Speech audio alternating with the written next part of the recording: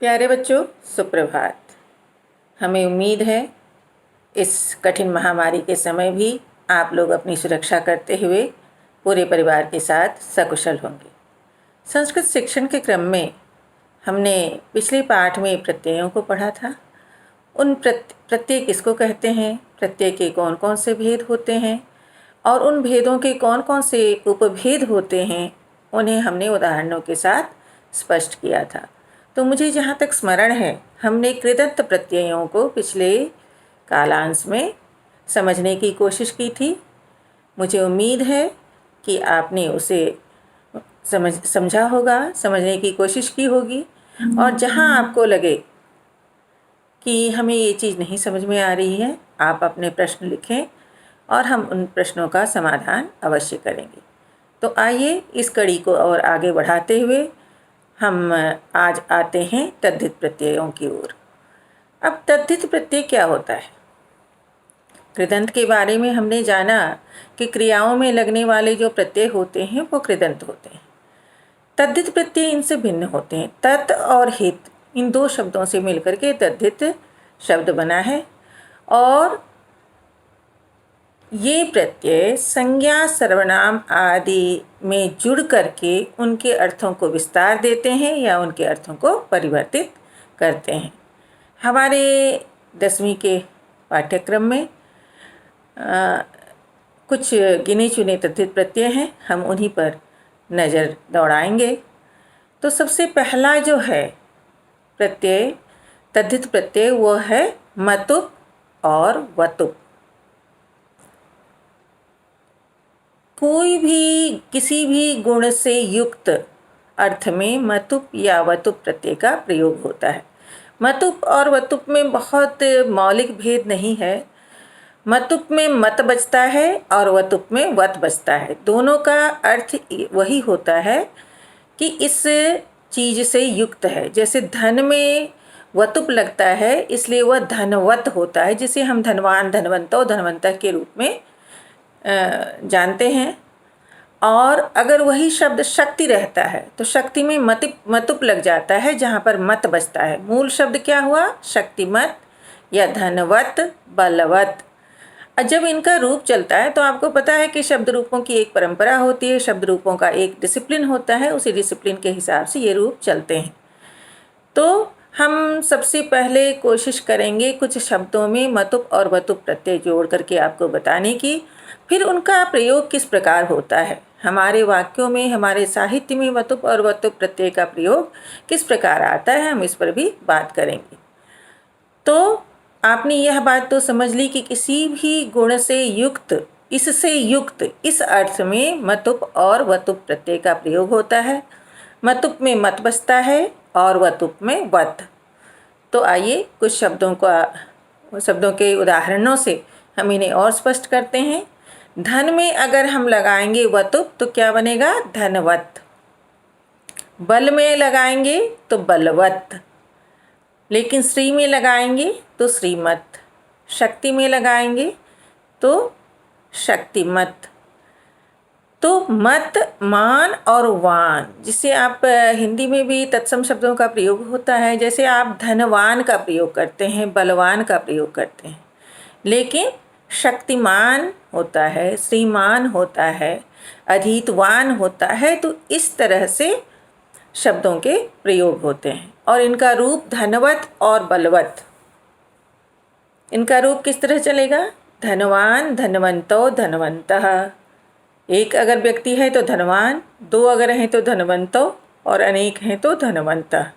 बलवान का प्रयोग करना है तो बलवान, बलवंतो, बलवंतः। इसी तरह शक्तिमान, शक्तिमंतो, शक्तिमंतः। श्रीमान, श्रीमंतो, श्रीमंतः। बुद्धिमान, बुद्धिमंतो, बुद्धिमंतः। एक अगर बुद्धिमान व्यक्ति है तो बुद्धिमान जनः गच्छति, बुद्धिमंतो जनो गच्छतः, बुद्धिमंतः जनाः गच्छन्ति। तो मुझे लगता है यह प्रत्यय आपको स्पष्ट हो गया होगा। और मतुप और वतुप के बाद हम आते हैं ठक प्रत्यय पर। ठक प्रत्यय में इक बचता है और इसमें भी इक तो बसता ही है, साथ ही साथ आदि स्वर में यानी पहले स्वर में वृद्धि होती है। अब जैसे इतिहास है, इतिहास में जब ठक लगेगा तो ऐतिहासिक हो जाएगा। मैंने बताया था नियम में कि आदि स्वर यानी पहले स्वर में वृद्धि होती है। तो इतिहास में पहला स्वर क्या है? ई है। इसमें वृद्धि होकर के क्या बन गया? ऐ बन गया। इतिहास जमा ठक क्या हुआ? ऐतिहासिक। अब भूत है, भूत में जब ठक लगाएंगे तो भौतिक हो जाएगा। भू में आदि स्वर क्या है? पहला स्वर क्या है? भा में ऊ की मात्रा है यानी ऊ है आदि स्वर, ऊ परिवर्तित हो गया औ में। तो राजनीति है, राजनीति में जब ठक लगेगा तो क्या हो जाएगा? राजनैतिक और राजनीतिक दोनों रूप बनते हैं इसके। इसी तरह कुछ उदाहरण और लीजिए। समाज जमा ठक हो जाएगा सामाजिक, विज्ञान जमा ठक हो जाएगा वैज्ञानिक, बुद्धि जमा ठक हो जाएगा बौद्धिक, देह जमा ठक हो जाएगा दैहिक, शरीर जमा ठक हो जाएगा शारीरिक, देव जमा ठक हो जाएगा दैविक। इसी तरह भौतिक, रासायनिक, जैविक, जीव में लगाएंगे तो जैविक हो जाएगा। जब इन प्रत्ययों के आप उदाहरण बनाने लगेंगे तो आपको जितने उदाहरणों का अभ्यास करेंगे आपका ज्ञान तो दृढ़ होगा ही होगा, साथ ही साथ आपको मज़ा भी आएगा। चलो एक और इन शब्दों में एक लगाते हैं, ठक लगाते हैं। ठक का मतलब उसमें क्या बचेगा? एक। और क्या नियम है इसके साथ कि आदि स्वर में यानी पहले स्वर में वृद्धि होती है। ये आपने बौद्धिक में भी देखा, ये आपने भौतिक में भी देखा, ये आपने भौगोलिक में भी देखा, ये आपने राजनैतिक, ऐतिहासिक, सामाजिक इन सभी शब्दों में देखा है। तो मुझे उम्मीद है कि आपको मतुप, वतुप और ठक स्पष्ट हो गया होगा। अब इसके बाद हम आते हैं, बहुत ही आसान प्रत्यय है, वह है त्व और तल। त्व प्रत्यय में तो कहीं कोई परिवर्तन होता ही नहीं है। जब किसी भी शब्द को जब हम भाववाचक संज्ञा बनाते हैं त्व और तल का प्रयोग होता है। त्व में कोई परिवर्तन नहीं होता है। आप कुछ उदाहरण देखिए। गुरु में लग गया त्व, क्या हुआ? गुरुत्व। घन में लग गया त्व, क्या हुआ? घनत्व। जड़ में लग गया तो क्या हुआ? जड़त्व। तो मूर्खत्व। जहाँ कहीं भी त्व प्रत्यय लगता है वहाँ कोई परिवर्तन नहीं होता है, शब्द के साथ बस त्व जुड़ जाता है। और इसी अर्थ में एक प्रत्यय होता है तल, यानी यह भी भाववाचक संज्ञा होती है। तल प्रत्यय में ता शेष बचता है। जैसे जड़ जमा तल, जड़ता। उसके बाद लघु जमा तल, लघुता। उसके बाद मूर्ख जमा तल, मूर्खता। विद्वत जमा तल, विद्वत्ता। तो इस तरह से तल प्रत्यय में क्या शेष बचा? ता। तो त्व में दोनों ही, त्व और तल दोनों ही भाववाचक संज्ञा बनाने के लिए इनका प्रयोग किया जाता है। त्व में कोई परिवर्तन नहीं होता है प्रत्यय के साथ, लेकिन तल का ता शेष रह जाता है। जितनी अधिक आप उदाहरण देखेंगे इसके साथ आपको यह स्पष्ट हो जाएगा। तो इतने ही प्रत्यय हमें तद्धित प्रत्ययों में पढ़ने थे। एक बार फिर मैं दोहरा देती हूँ इनको। मतुप और वतुप जिसमें कोई फर्क नहीं है, माँ और वा का फर्क है। ठक जिसमें इक शेष बचता है, त्व जिसमें त्व ही बचता है, तल जिसमें ता बचती है। इसके बाद प्रत्ययों के भेद के क्रम में हमने देखा होगा कि एक प्रत्यय और है और वह प्रत्यय है स्त्री प्रत्यय। जब किसी भी पुल्लिंग शब्द को स्त्रीलिंग में परिवर्तित किया जाता है तो स्त्री प्रत्यय का प्रयोग होता है। तो स्त्री प्रत्ययों में हमें बहुत ज़्यादा नहीं पढ़ना है। एक तो पढ़ना है टाप जिसमें आ बचता है। अगर आप उदाहरणों को मैं बताने लगूंगी तो आपको लगेगा ये तो मुझे आता ही था। और ई बनाने के लिए 3 प्रत्ययों का प्रयोग होता है, वह होता है ईप, ईश और ईन। इन तीनों प्रत्ययों में बचता है ई। तो आपको ध्यान रखना है टाप यानी जिसमें आ शेष बचता है और ईप, गीश, ईन जिसमें ई शेष बचता है। तो हम पहले कुछ टाप प्रत्यय के उदाहरण लेते हैं। शिक्षक पुल्लिंग है, अगर हम इसे स्त्रीलिंग बनाएंगे तो शिक्षक में टाप लगाएंगे और क्या बनेगा? शिक्षिका। छात्र है, पुल्लिंग है। छात्र में अगर हम टाप लगाएंगे तो क्या बनेगा? छात्रा।